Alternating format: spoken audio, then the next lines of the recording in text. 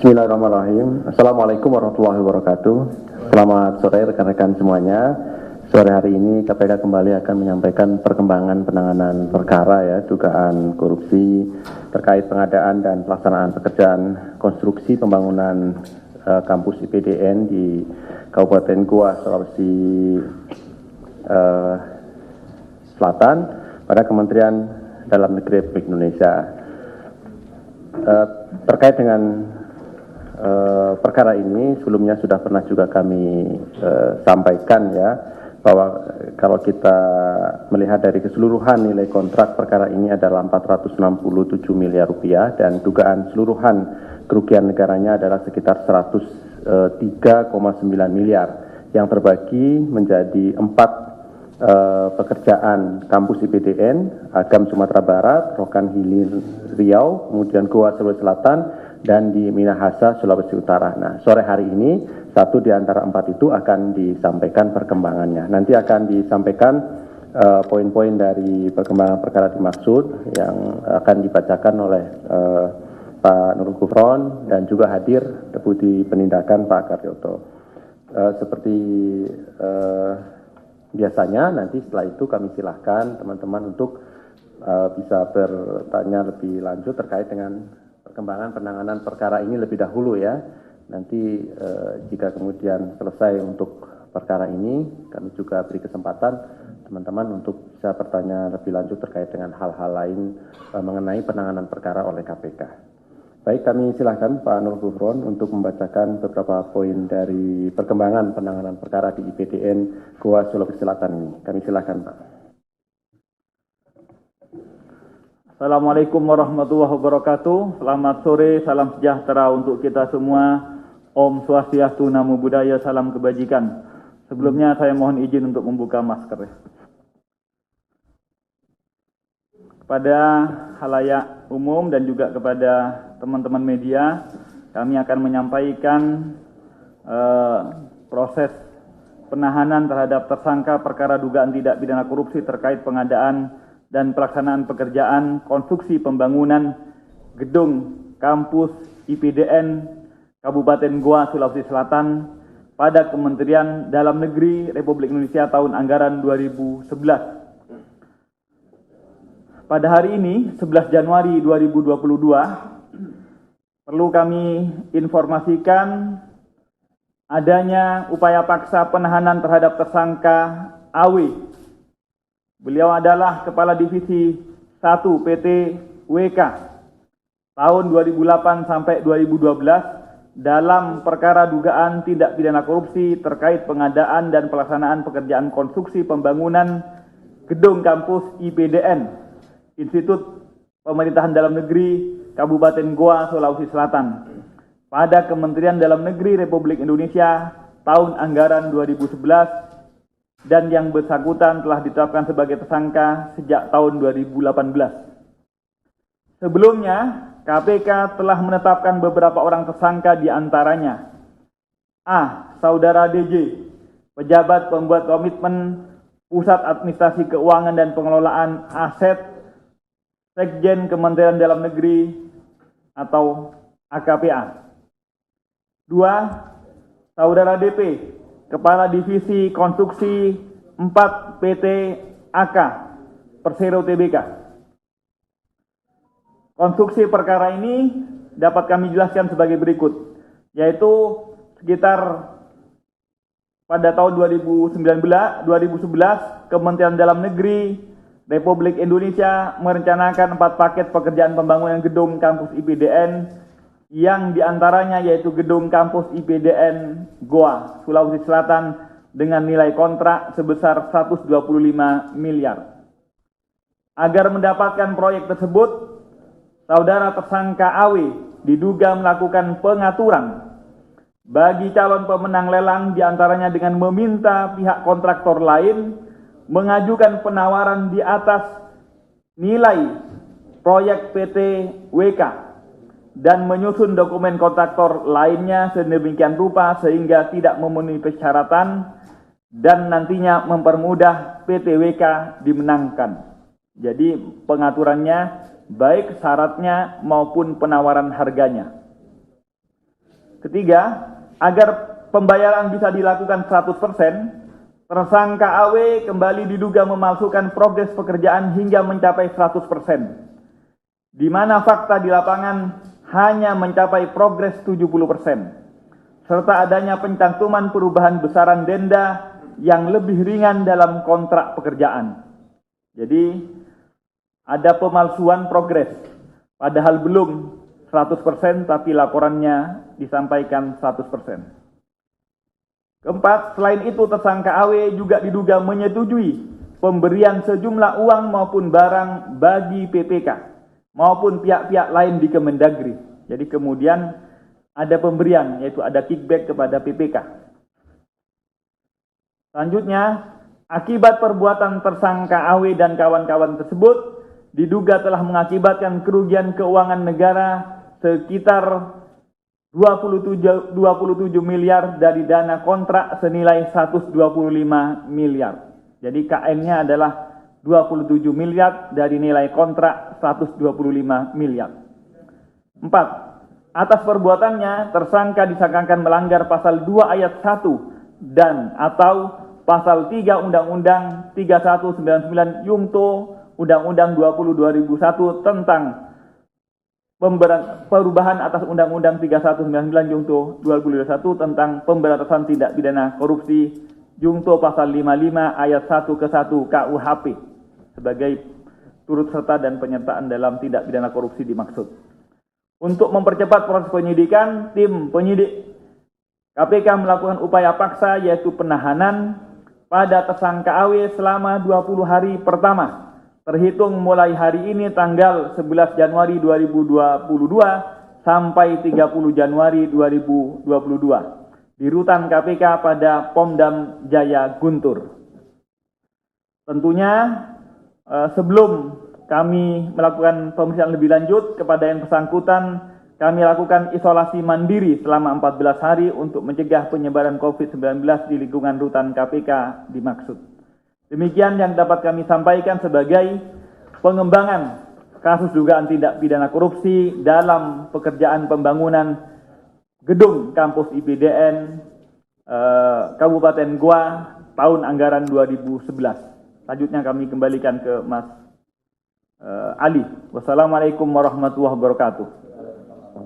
Baik, terima kasih Pak Nur Gufron yang telah membacakan poin-poin perkembangan dari perkara ini. Berasumsi bahwa kami melakukan upaya paksa penahanan terhadap tersangka W ini sampai nanti 30 Januari 2022 dan tentu proses penyidikan masih terus dilakukan, pengumpulan bukti-bukti untuk melengkapi bukti yang telah ada.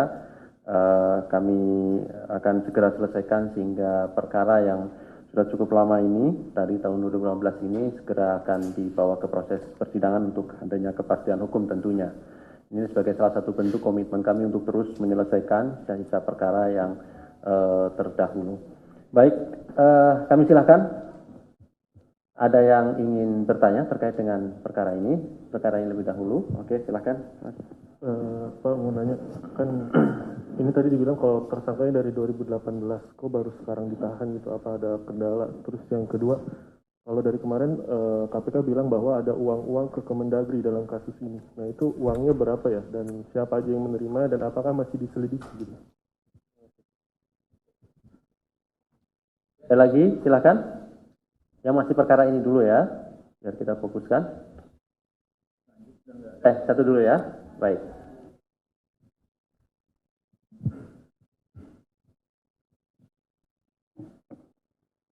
Tentang detailnya nanti mungkin Pak Karyoto bisa membantu. Pertanyaan kedua. Pertanyaan pertama tentang bahwa kasus ini telah diselidiki itu sejak tahun 2018. Kenapa kok pertanyaannya baru sekarang, begitu ya? Ya, kendalanya apa saja? Sekali lagi sebenarnya kendalanya karena kita bebannya terlalu banyak, Mas, sehingga kemudian perlu manajemen perkaranya diatur begitu. Kenapa diatur? Karena pada saat upaya paksa penahanan itu dilaksanakan, maka pada saat itu kemudian keterbatasan waktu ataupun argo penahanan itu berjalan. Ketika argo penahanan itu berjalan, berkonsekuensi untuk segera dilimpahkan kepada persidangan. Sementara kita ketahui dua tahun kemarin, kita ini memiliki banyak keterbatasan baik persidangannya untuk kemudian lalu lintas pergerakan orang untuk menyidangkan di daerah Sulawesi Selatan itu perlu diatur. Itu sebenarnya tidak ada kendala secara teknis, tapi hanya soal pengaturan supaya ketika sudah dilimpahkan harus segera naik. Sementara kita kemarin memiliki keterbatasan sumber daya manusia, harus yang masuk misalnya 50%, sementara juga untuk menyidangkan ke daerah itu juga banyak keterbatasan. Hanya soal teknis saja, tidak ada yang strategi saja, tidak ada kendala yang berarti dalam pemeriksaannya. Itu. Selanjutnya berkaitan dengan pertanyaan kedua, mungkin Pak Karyoto bisa membantu tentang pertanyaannya. Sesungguhnya KN-nya kan jelas 27M.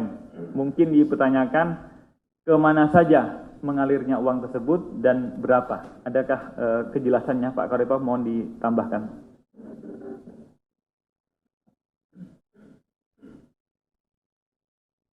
Mohon izin menambahkan tentang kerugian keuangan negara. Yang pertama, fokus kita adalah pada pengembalian. Ini dibebankan kepada pelaku-pelaku yang sudah ditetapkan sebagai tersangka. Ya, dari larinya kemana-kemana secara detail memang kita belum bisa jelaskan di sini. Tapi secara recovery aset kita sudah mendapatkan lebih. Bahkan kemarin ada beberapa harta dari tersangka yang kita sita tercampur. Sehingga sudah dijelaskan, dikelirkan, dan mungkin dalam beberapa hari ke depan ini akan disita yang senilai kerugian negara itu, dan selebihnya akan dibuka kembali blokirnya kepada PT yang bersangkutan. Jadi prinsipnya kerugian negara yang 27M ini memang secara detailnya kita belum bisa jelaskan secara pasti. Nanti akan kami melihat lagi, karena kalau pasti akan dikejar, kok nggak jadi tersangka kan gitu ya, pasti larinya ke situ. Nanti akan kita lihat apakah larinya uang itu, karena ini dari orang dalamnya sendiri sudah ada, yang sebagai BPK sudah ada, sebagai vendor atau kontraktornya juga sudah ada. Dua pihak ini semuanya sudah dilakukan upaya paksa. Dan ini sepertinya yang terakhir ya Pak Ali Fikri ya, dari proyek pengadaan pembangunan IPDN ini, dari 4 paket ini yang terakhir ya. Nanti kalau yang lain-lain seperti misalnya rentetannya dari IPDN 1, 2, 3, 4 ya memang demikian ya. Dan seperti tadi yang disampaikan Pak Gufron juga, bahwa sebenarnya kendala personil juga tidak juga, karena permainan terakhir atau tindakan aksi terakhir dari KPK adalah di penuntutan. Penuntutan kan tidak ada yang berkurang ya. Nanti kalau dilarikan kepada ini TWK dan lain-lain ini tidak ada masalah. Memang overload itu betul. Ketika rekan-rekan sedang bersidang pada saat itu kan rekan-rekan tahu pada masa pandemi tidak bisa sidang langsung, pakai offline dan lain-lain. Nah, mudah-mudahan di tahun 2022 ini situasi juga sudah mulai membaik. Dan ya, sebagai informasi, ada atau tidak ada TWK, kami di Kedeputian Penindakan memang meminta tambahan personil ya. Dan secara rencana SDM-nya memang kita masih ada kurang 100 orang ya. Jadi itu, dan ini tahun ini sudah akan terpenuhi ya, baik dari JPU-nya maupun penyelidik maupun penyidik. Itu aja, terima kasih. Baik, terima kasih Pak Gufron, Pak Karyoto. Ada lagi terkait ini? Kalau tidak ada, oke, boleh. Silakan.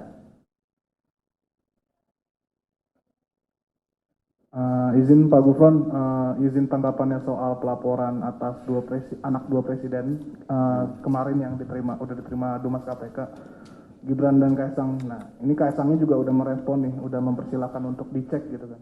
Ini responnya seperti apa Pak dari Pak Gufron sendiri? Terima kasih Pak. Apa? Pelaporan atas kemarin yang dilaporkan dosen UNJ terhadap anak dua presiden Gibran dan Kaisang itu Pak. Terima kasih. Iya Pak. Oke, yang kedua, silakan.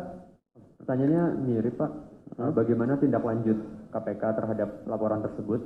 Bagaimana KPK akan menelusuri laporan tersebut? Dan yang kedua Pak, apa benar ada rotasi di internal gitu dan di antara pegawai, kalau benar itu jumlahnya berapa, alasannya apa, lalu dasar hukumnya nanti itu pakai yang perkom lama atau UU ASN itu Pak? Gitu ya, terima kasih. Oke, cukup ya, saya kira ya. Satu terakhir. Mas mau nanya soal ini, hari ini pagi ini ICW minta Dewas KPK mengaudit semua kinerja komisioner KPK karena lamban menangkap Harun Masiku. Boleh minta tanggapannya soal itu? Terus soal OTT di Bekasi, apakah KPK sudah melihat atau menemukan bukti keterlibatan DPRD Bekasi? Karena kan ini soal suap yang kemungkinan juga ke DPRD Bekasi gitu Pak. Ya. Oke. Makasih ya rekan-rekan semuanya. Terima kasih. Pertama, terhadap pelaporan yang diduga dilakukan oleh anak buah presiden tadi. Anak presiden. Sekali lagi begini, KPK akan menerima dari siapapun terhadap laporan dan pengaduan dari masyarakat. Baik pelapornya siapapun dan juga terlapornya siapapun. KPK akan kemudian melakukan proses penelaahan lebih lanjut. Itu. Jadi KPK tidak melihat anak siapa, tidak melihat bapaknya siapa. KPK akan menindaklanjuti sesuai prosedur, ketentuan, peraturan perundang-undangan maupun SOP di KPK untuk menelaah lebih lanjut. Dari itu kemudian dipaparkan apakah layak dilidik atau tidak. Setelah kemudian dilidik baru kemudian naik ekspos untuk sidik atau tidak. Sidik baru naik ke penuntutan atau tidak, penuntutan sidang dan selanjutnya. Jadi KPK akan melakukan proses sesuai ketentuan perundang-undangan dan SOP. Tidak karena siapa yang dilaporkan dan siapa yang melaporkan. Prosesnya saat ini sudah kami terima dan kami akan telaah. Itu yang pertama. Kedua, tentang rotasi pegawai KPK. Apakah benar, apa dasarnya, dan lain-lain. Rotasi KPK, sekali lagi berdasarkan Undang-Undang ASN, adalah wewenang dan juga otoritas dari pejabat pembina kepegawaian, yaitu dalam hal ini Sekjen KPK. Apakah benar dilakukan? Benar dilakukan. Berapa orang? 76 orang. Apa dasarnya? Rotasi adalah bagian dari manajemen ASN, manajemen kepegawaian. Untuk apa? Untuk pertama, untuk mengisi kebutuhan SDM di struktur-struktur yang baru. Sebagaimana diketahui dengan Perkom 7 2020, KPK mengalami perubahan struktur. Maka struktur-struktur yang baru yang belum memiliki kecukupan berdasarkan analisis beban kerja, maka kemudian didistribusikan supaya berimbang. Karena ada deputi yang baru, ada direktorat yang baru yang SDM-nya kurang. Itu alasan ataupun tujuannya. Yang kedua, atas pertimbangan apa? Atas pertimbangan yang masa jabatannya di posisi saat ini itu lebih dari 10 tahun. Untuk apa? Untuk merefresh, menyegarkan. Karena kalau kemudian duduk di sebuah jabatan tertentu lebih dari periode tertentu, ya dalam hal ini pertimbangannya adalah 10 tahun ke atas, maka kami perlu distribusikan supaya apa? Supaya ada penyegaran. Tidak itu-itu saja pekerjaannya yang kemudian bisa menjemukan, membosankan sehingga mengakibatkan tidak fresh, tidak segar, sehingga perlu. Sama mungkin seperti Anda ditempatkan di sini, mungkin ada batas waktunya. Pada saatnya harus geser atau harus naik. Nah, begitu sistem manajemen kepegawaian dimanapun sama. Untuk ngisi jabatan yang kurang, untuk merefresh supaya segar, tidak jemu. Itu tentang rotasi. Keempat, pertanyaannya ICW minta audit.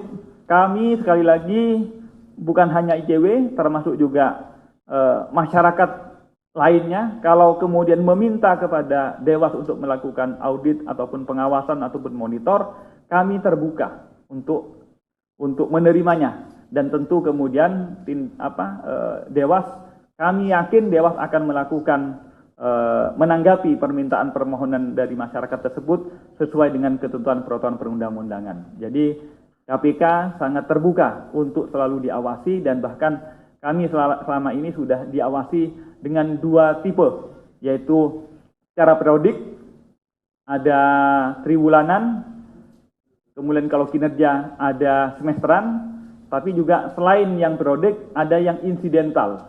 Jadi ada yang kalau ada permintaan-permintaan khusus bisa dilaksanakan berdasarkan kebutuhan yang sewaktu-waktu tersebut.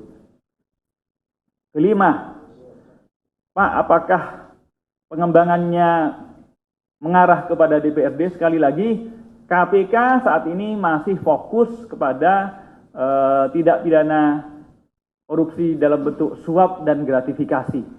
Apakah kemudian akan dikembangkan? Sekali lagi, semuanya masih terbuka untuk kemudian dikembangkan. Tetapi kami masih saat ini fokus pada suap dan gratifikasinya. Karena suap dan gratifikasinya saja masih memungkinkan untuk tidak saja yang kami dapat pada saat OTT, masih akan berkembang karena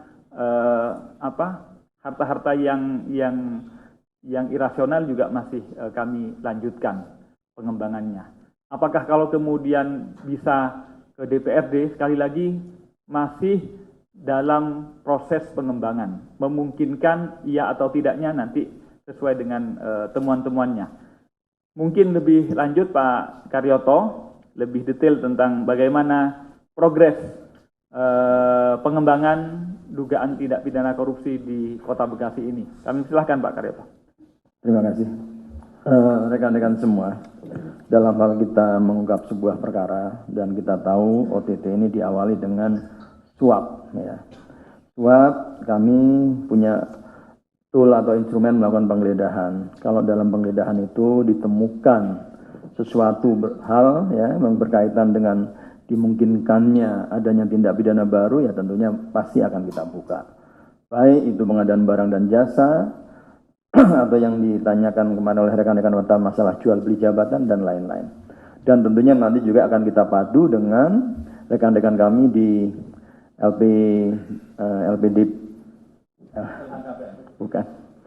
di tempat pelaporan masyarakat di PLPM ya, PLPM. Nanti akan kita lihat apakah laporan-laporan yang terkait dengan wali kota Bekasi ini, Bupati Bekasi ini, Bekasi Kota, tentunya akan menjadi sources yang harus kita pertimbangkan juga.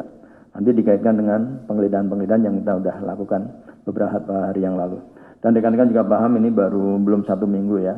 Nanti yakin nanti juga tentunya PPATK juga akan dijadikan bahan pertimbangan juga. Apakah nanti kita akan temukan TPPU-nya atau tidak ya.